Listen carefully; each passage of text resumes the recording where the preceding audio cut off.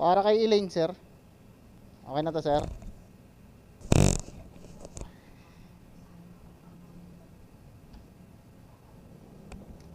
Cake ang deliver natin mga lods. Aray ko, anong cake kaya to? Frozen cake mga lodi. Tayo pa naman ng pag-atira nito. Boundary ng Kainta at saka Pasig. Frozen nga mga lods. Frozen cake, aray ko. Lilinaw na naman ang mata ko nito. Matatanaw ko na naman yung maliliit na lubak. Ay, ganun talaga. No choice. Andaway naman yan eh.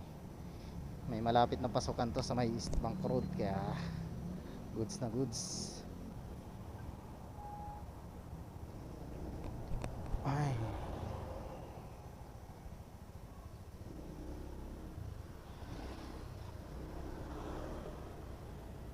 ganda yung bigay na rate ni customer at on the way naman papunta ng bahay. Nakuha tayo ng isa, yan o, Greenland lang din ang drop off. Bubulbok to mga lodi. Siyempre kunin na natin yan. So yung cake, idadrop natin siya doon sa Marietta Romeo Village mga lod. So meron yan siyang shortcut. Maraming hindi nakakalam ng shortcut na ito.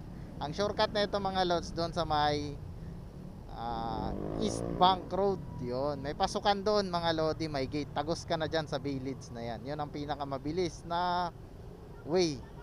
Kung kaysa magano ka pa, mag De Castro ka pa, mapapalayo ka doon.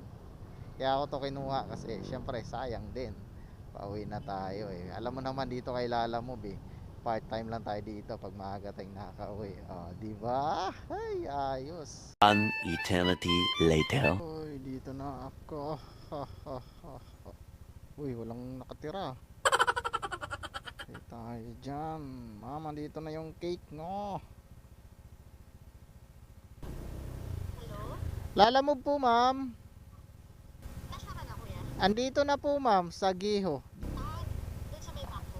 Oh, Ano yan, kuya? Okay, kuya, pwede sa 5 euro mo na lang i-deliver? saan po? Wala kasi kami dyan. 5 euro.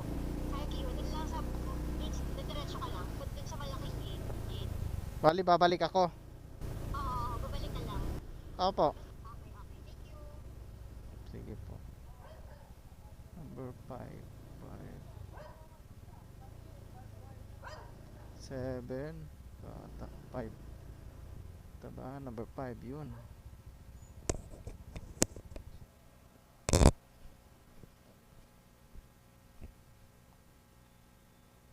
Dito daw iiwan sabi ni Elaine. Wala daw kasi sila doon sa bahay nila. Cake po yan, frozen. Sige po, thank you. Sarating ng maayos at matiwasay yung cake. So, pwede na tayong humirit ngayon mga lodi dahil na-deliver natin yung cake. Siyempre, bibirit na tayo ngayon mga lods. O, diba? Diba?